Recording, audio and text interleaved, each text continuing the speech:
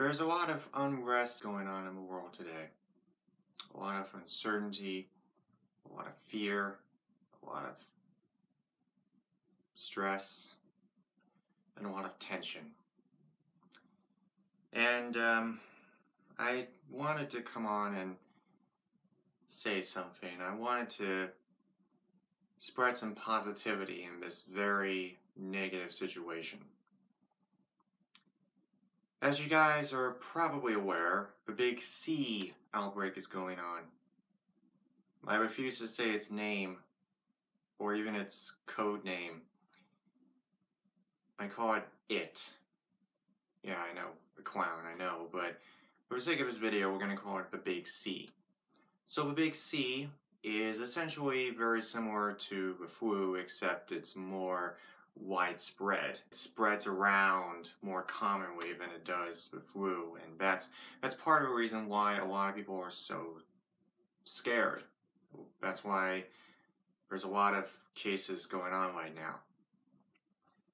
For the sake of this video, and my purpose in this video, I'm not going to tell you things that you haven't already heard. Nor am I going to tell you the same information over and over again. I'm not going to explain, I'm not going to go into a whole long essay based on statistics. I'm not going to do that. What I am going to do instead is hopefully give you a little bit of encouragement amidst a very dark time right now. I'm going to tell you this directly, okay? We're going to be okay.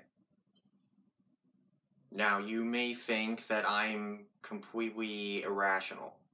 You may think that I have no idea what I'm talking about. You might also be thinking, this guy has no idea what he's doing. He doesn't grasp the situation very well. He's not rationalizing. He doesn't make any sense. But no, I am telling you this definitively. We're going to be okay. Even the birds agree with me. After I said that, there's probably going to be at least that one person who's going to be like, this guy is not comprehending the seriousness of the situation. But the truth is that we're going to be fine. Now, I'm not a doctor. I'm not a scientist. So, this is strictly coming from an outside viewer. An outsider looking in. Why do I say that we are going to be fine? Well, the reason why is because we have tackled epidemics like this before. For the sake of time, I'm only going to mention a few. Polio. In the 1940s and 50s, polio was a very widespread concern at the time.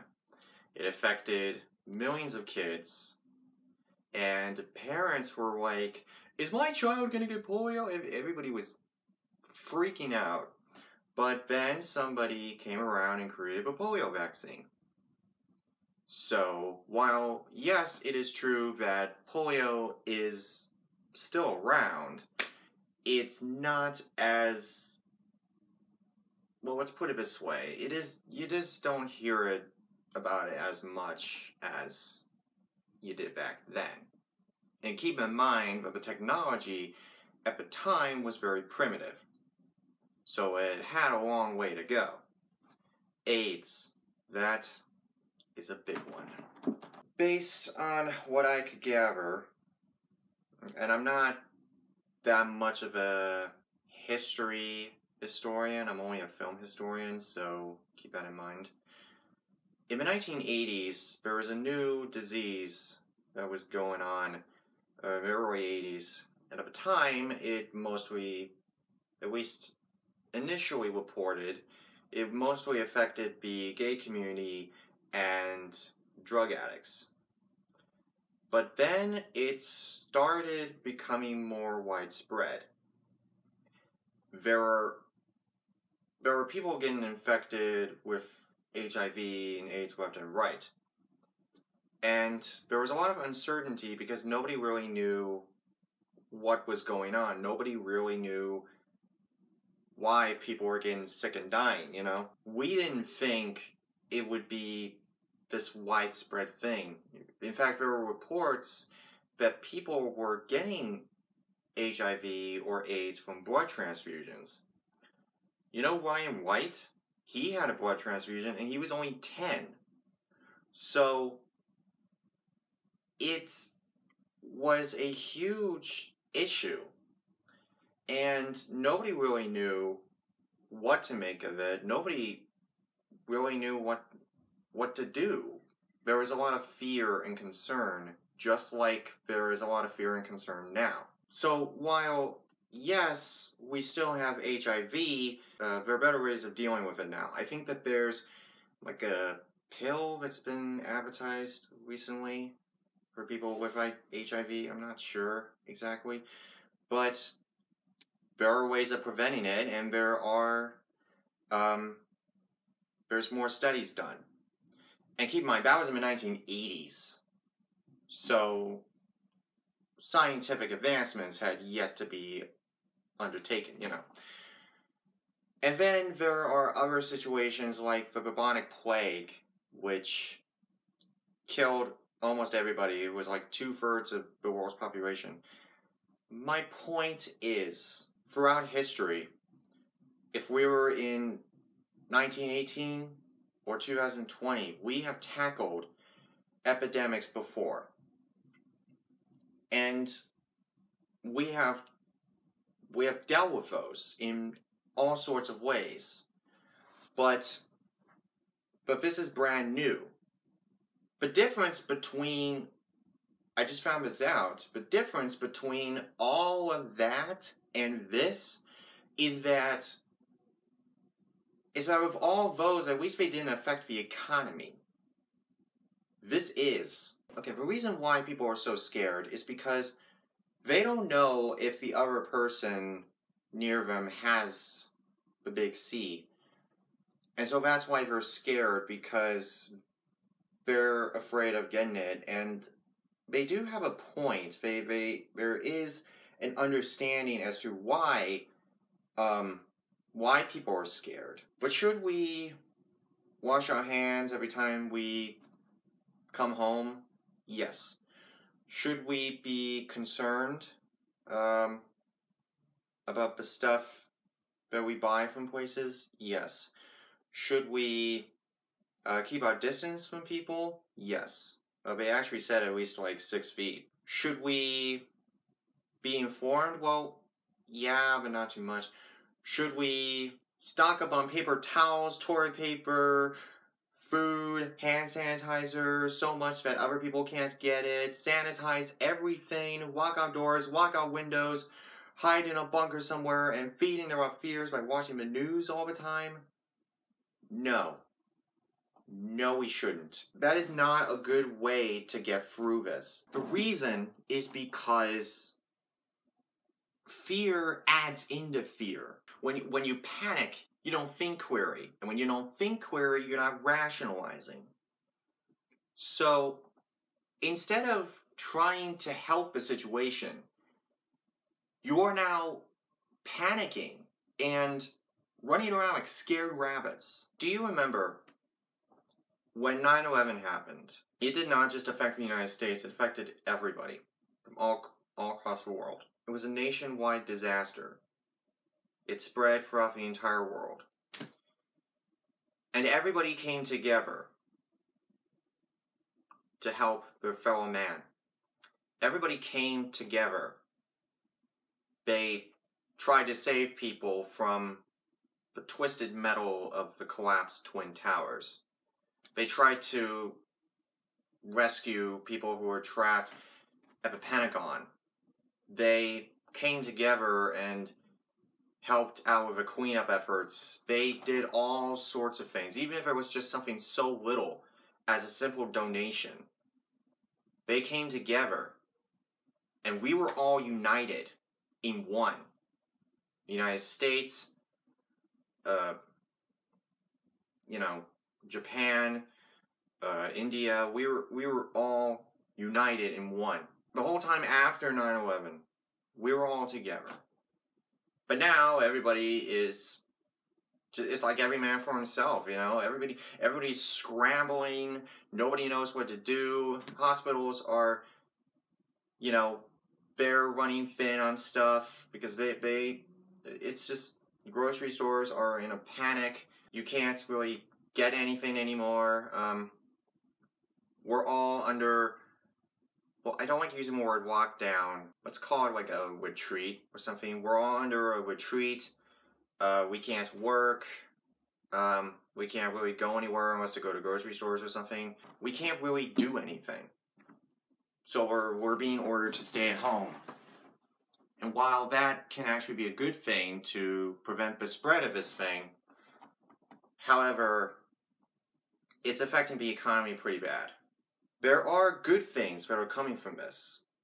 I know you may not see it right now, but there are good things being done as we speak.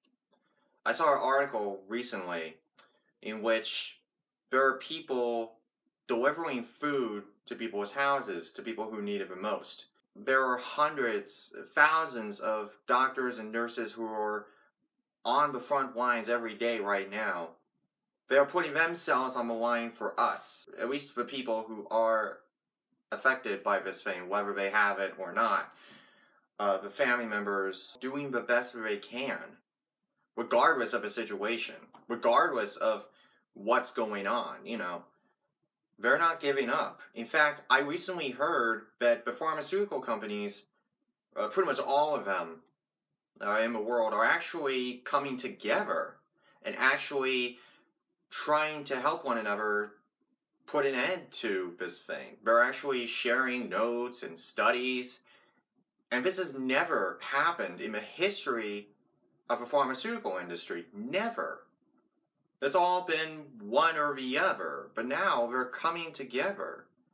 They're putting their differences aside and actually saying, hey, we have a huge epidemic going on and we need to stop this thing, or at the very least slow it down.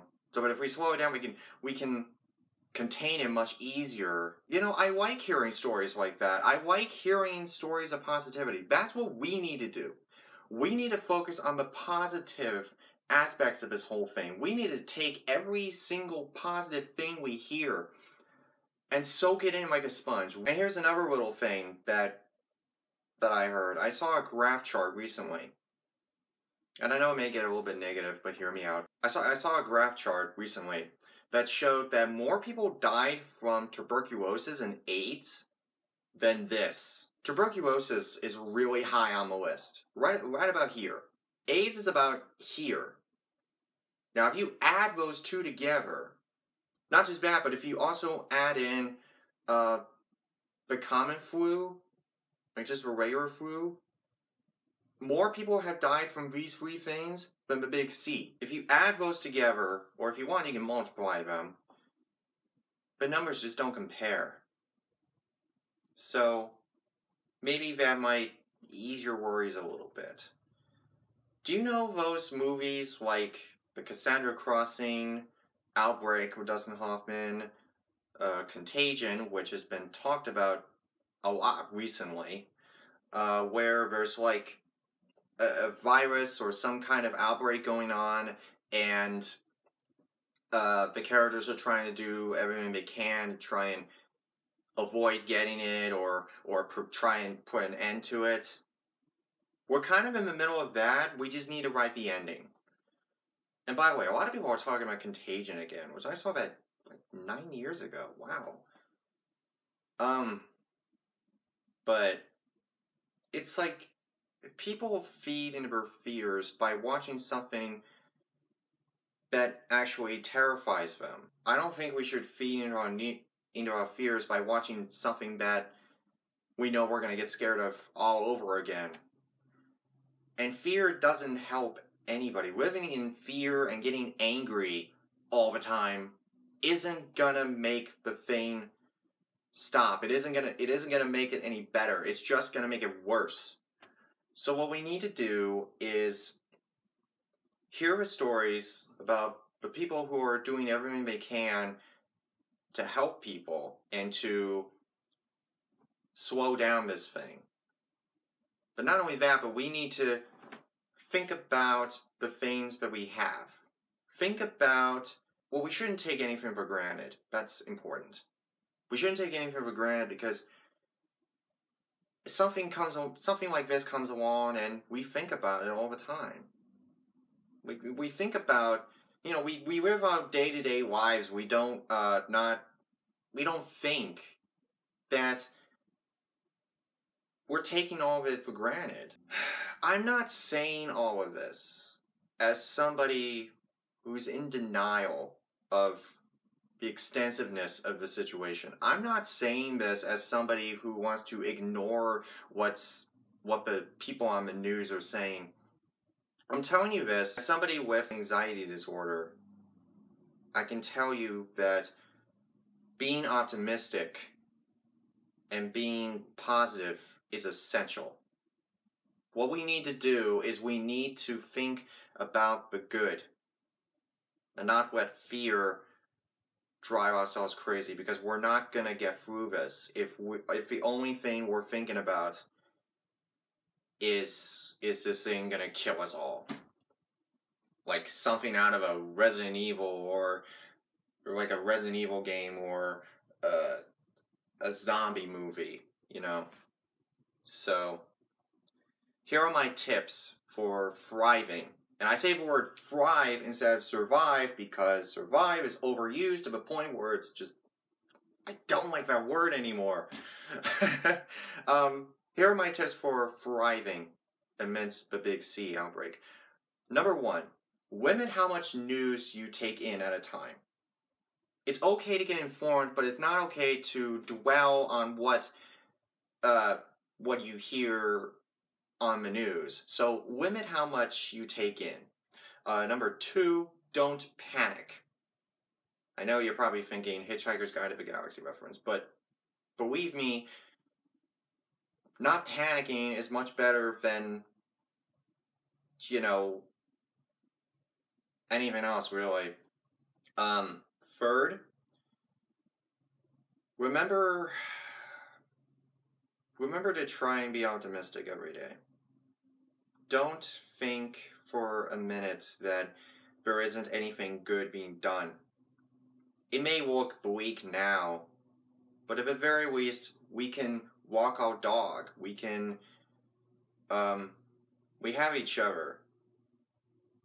And it may seem hard to believe, but this leads into step 4. Never, ever, for a second, think that you're alone. I'm sure another person is going through the same thing. They are probably thinking the worst as well. But you and I will try and be that stronger person. And is it going to be hard? Yes. I'm not going to say that I haven't been afraid or angry at some point during this whole thing. I'm not going to lie. But that's why I make an effort every day to try and be positive, or at the very least optimistic. Because having optimism is one way of getting through this.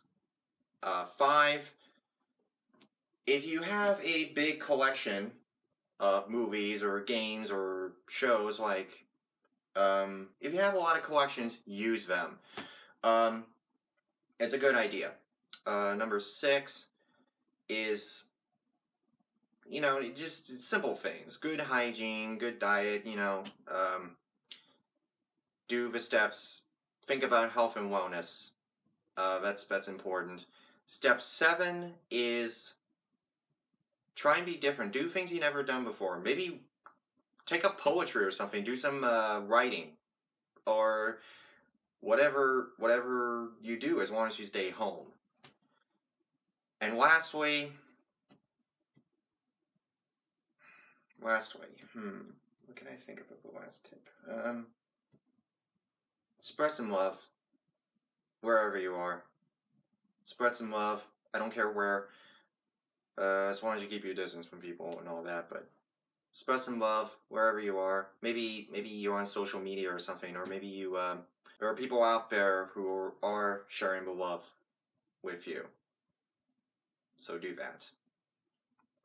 Do those things, and we're gonna get through this. We've tackled worse situations before. World War II, people thought that their husband or father was never going to come home.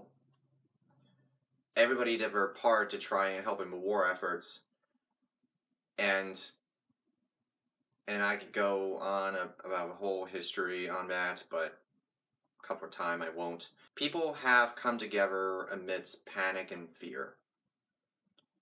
This is another one of those. We're going to get through this. Never think that you're alone. Never assume for a second that this is the end, because it's not the end. I'm not saying that by the end of this video you'll automatically wake up and be like, oh my god, I was fearing the worst for no reason, oh my god. No, it's not over. You're gonna have some kind of anxiety moment at some point. You are gonna panic at some point. It does happen. But if you do these steps more often, you will get through this. You just have to have faith and know that epidemics always have an ending. In fact, there are studies that show that this may slow down in the summer. So, that could be true, but let's take things one day at a time. Because right now, we can't really do much about it. So we have to try and think optimistically and do those things. And do the things that help the world, instead of contributing to the fear and widespread panic. Oh, and listen to the birds too, because they may have something to say too.